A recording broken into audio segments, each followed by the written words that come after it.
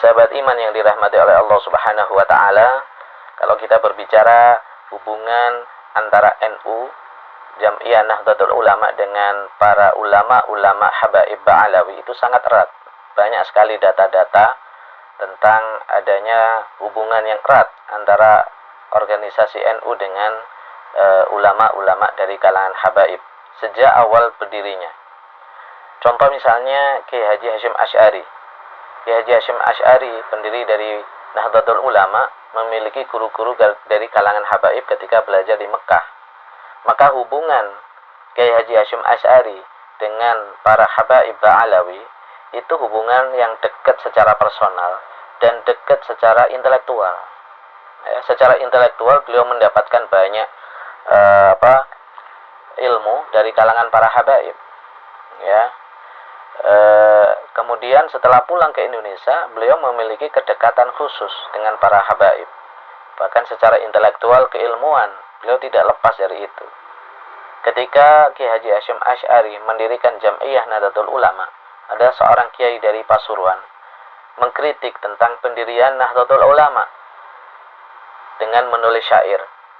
Maka Kiai Haji Hasyim Asy'ari menjawab kritikan kiai tersebut dengan menulis Ziyadatut Ta'liqat. Dalam kitab Ziyadatut Ta'liqat, Kiai Haji Hasyim Asy'ari mengutip, menjelaskan tentang syair atau qasidah yang ditulis Al-Habib Abdullah bin Alawi Al-Haddad. Seorang kiai ini mengkritik pendirian Jam'iyah Nahdlatul Ulama dengan menulis syair. Nah, dari identifikasi Kiai Haji Hasyim Asy'ari, salah satu kutipan syair itu adalah bukan karya kiai tersebut, tapi menukil dari Al-Habib Abdullah bin Alawi Al-Haddad. Dalam halaman 26 dikatakan, wa minha anna qaula syekh fa ya rabb amilna bi lutfika waqfina ila akhiri al-abyad ats-tsalatsa.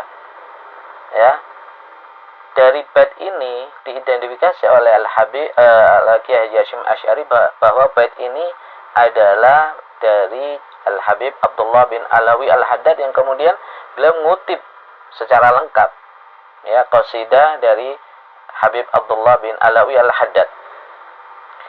Nah, berarti Kiai Haji Hasyim Asy'ari kemungkinan sangat hafal dengan syair-syair atau qasidah dari Al-Habib Abdullah bin Alawi Al-Haddad. Barangkali ini adalah jaringan keilmuan yang beliau dapatkan ketika di Mekah, bertemu dengan ulama-ulama Hadramut yang mukim mengajar di kota Mekah. Bahkan ada salah satu gurunya dari Hadramut itu yang menjadi mufti di kota Mekah mengganti Said Abu Bakar Syata.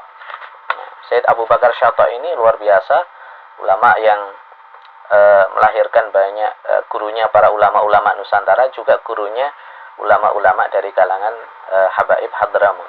Jadi para ulama-ulama kiai-kiai Nusantara dan para Habaib yang belajar di kota Mekah pada masa itu bertemu di situ dan ditemukan oleh sosok salah satunya Said Abu Bakar Syata, sehingga karya kitabnya dibaca di pesantren hingga saat ini. Kemudian dalam Qonun Asasi, Qonun Asasi ini undang-undang dasar dari Jam'iyah Nahdlatul Ulama, Kiai Haji Hasyim Asy'ari itu menulis kaidah-kaidah Qonun Asasi ini sebagai panduan dalam berorganisasi Nahdlatul Ulama. Salah satunya adalah beliau mengutip perkataan atau kalam dari Al-Habib Ahmad bin Abdullah As-Saggaf. Habib Ahmad bin Abdullah As-Saggaf ini adalah seorang ulama kelahiran dari Sewun Hadramut yang hijrah ke Indonesia, pernah tinggal di Surabaya, kemudian mukim di Jakarta.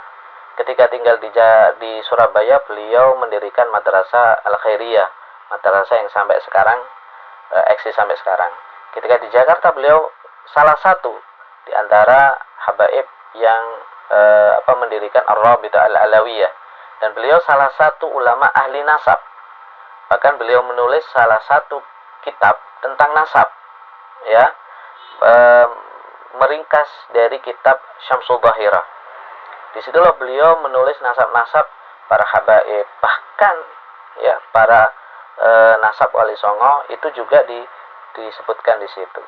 Tidak hanya itu, ada kitab Al-Bughyah Al-Mustarsyidin sebuah kumpulan kitab fatwa yang mana kitab ini sering dipakai dalam bahsul masail Nahdlatul Ulama, di samping juga menjadi kurikulum dipelajari di pesantren-pesantren tradisional milik para kiai-kiai Nahdlatul Ulama.